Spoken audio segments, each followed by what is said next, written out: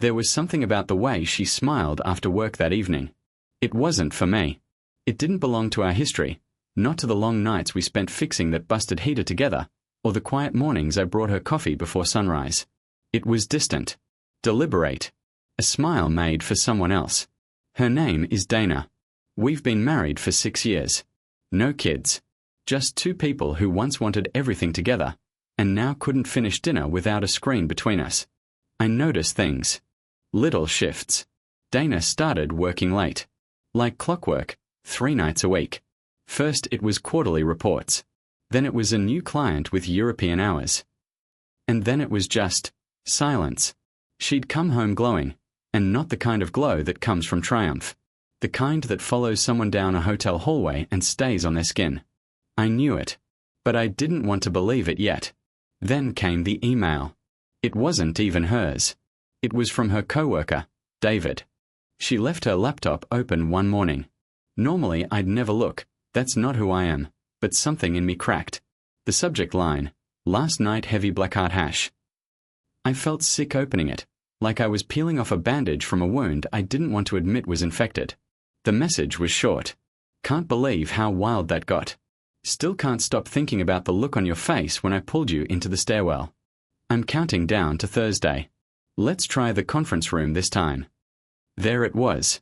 No suspicion. No guessing. Just a truth I couldn't unsee. And the worst part?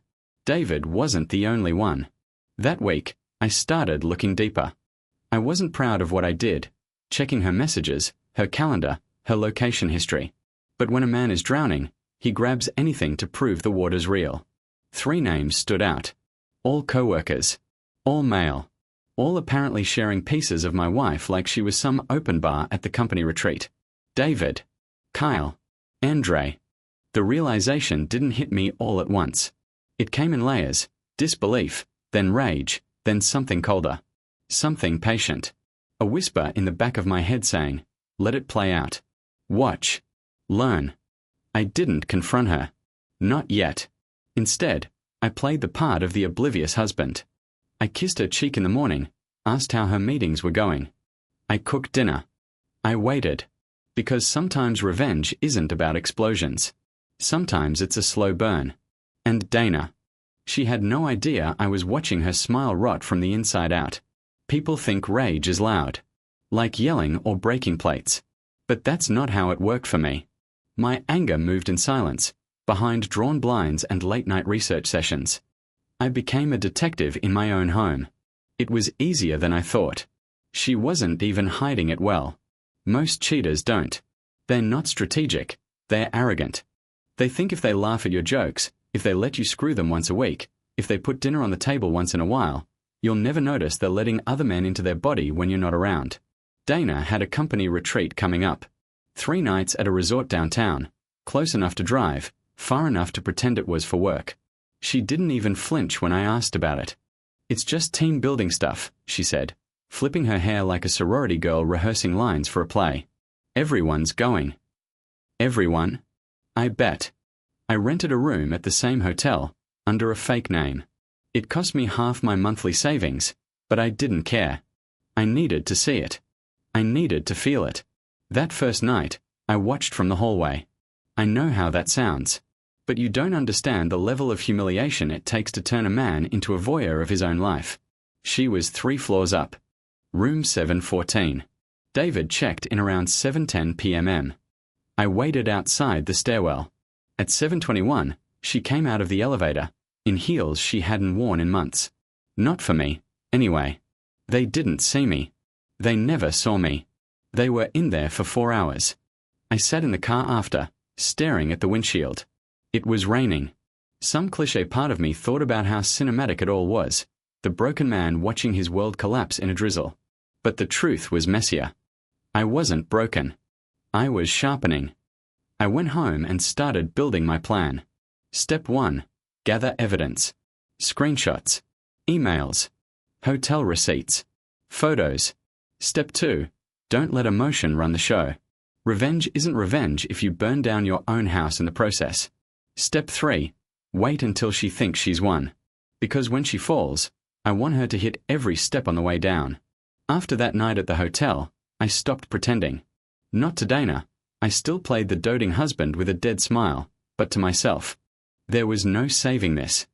I wasn't dealing with one mistake, one affair, one lonely decision she'd come to regret. This wasn't about love or lust. It was about power. Dana needed to be wanted, constantly. And I had been reduced to background noise. She thought I was blind. But I was documenting everything now. I downloaded an old phone and synced it with her cloud account. Every photo, every message, every little emoji-filled chat with David, or Kyle, or Andre, I read them all. She liked to call them my boys in one thread. Like she was their little gift passed around the office. I didn't cry. I didn't scream. I just kept reading. It was methodical, clinical, and in a twisted way, liberating. I finally understood what I was to her, a placeholder. A man she married because it made sense. Because I had health insurance. Because I didn't cheat, didn't lie, didn't raise my voice. I was dependable. Boring. She needed chaos. And now, she was going to choke on it. There was one moment, though, that got to me. A video. One of them, I think it was Andre, filmed her, post-hookup, laughing. Her hair was a mess. Her lipstick smeared. She turned to the camera and said, "My husband thinks I'm at a networking event." What a dumbass. That's when I knew. I couldn't just leave her. I had to break her. I started with the tech. Got a burner phone, created fake email accounts, all linked to anonymous tips. I gathered everything, screenshots, timestamps, hotel invoices, even screen recordings of their messages. I knew where each man worked. I knew their wives' names, their kids' schools, even what cars they drove. See, revenge is just war with patience. You don't attack the heart. You attack the structure, job, marriage, image, and you let them fall from within. I waited 3 weeks. 3 weeks of playing perfect. I even took Dana out to dinner, smiled as she texted someone under the table, pretending to check Instagram. Then I made my first move. An envelope. Plain. No return address. Sent to human resources at her company. Inside, a USB drive labeled Team Building. On it, a neatly organized folder with explicit conversations, time logs, and a spreadsheet of every instance she was unaccounted for at work, cross-referenced with her affairs. I didn't hear back directly, of course. But Dana came home 3 days later looking rattled. Said there had been some complaints about conduct issues at the office. I nodded. Offered to make her tea. Strike one. Then came the wives. Each one got a package. Photos. Transcripts. No threats, no notes. Just facts. I let them connect the dots. One of them, Kyle's wife, responded by going nuclear. She crashed into the office during a staff meeting and slapped Dana across the face in front of everyone. Dana came home crying. Said people were turning on her. That someone was out to ruin her life. I just held her. Whispered, "It'll be okay." Strike two.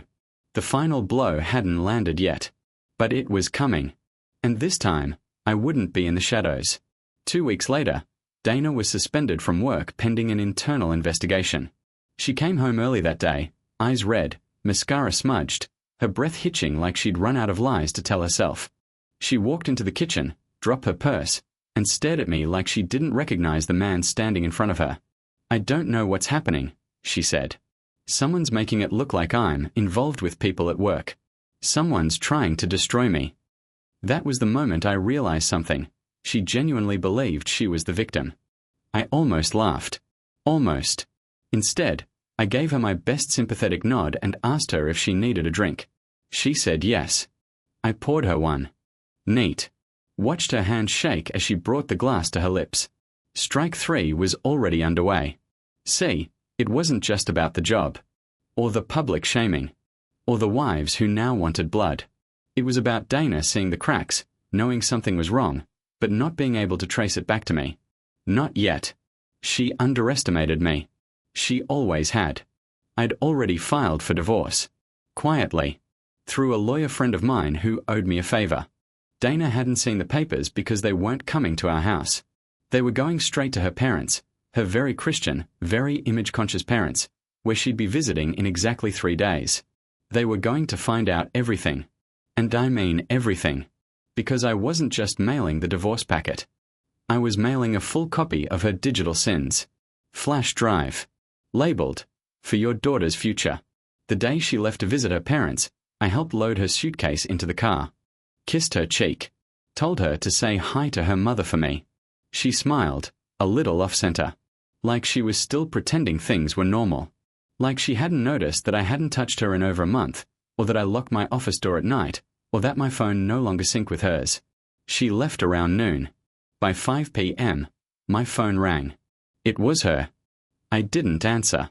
She called again. Then texted. "Why did you do this? What the hell is wrong with you?" And then, finally, "My parents think I'm disgusting. You ruined everything." No, Dana. I didn't ruin anything. You did. I just showed them the truth. That evening, I packed what was left of my things. My name was the only one on the deed. I had already begun the process of listing the house for sale. I left her a simple note on the counter. "You said I was boring. Predictable. Not enough. Turns out I'm exactly enough to end you, piece by piece. Enjoy your freedom. You earned it." She didn't come home that night. I doubt she'll come back at all. Not because she's ashamed. No, Dana doesn't feel shame the way most people do. But because the world finally saw her for what she is. And it doesn't applaud anymore. What's left of her life is ash. And I didn't even have to light the match. She didn't come back.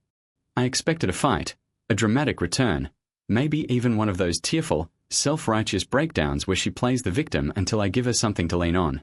But instead, I got silence. A dead kind of silence. Like a house with no furniture, no echoes, just dust settling where memories used to live. I'd already moved out by then, into a 2-bedroom apartment on the edge of the city. Nothing fancy. But it was mine. The quiet here wasn't loaded.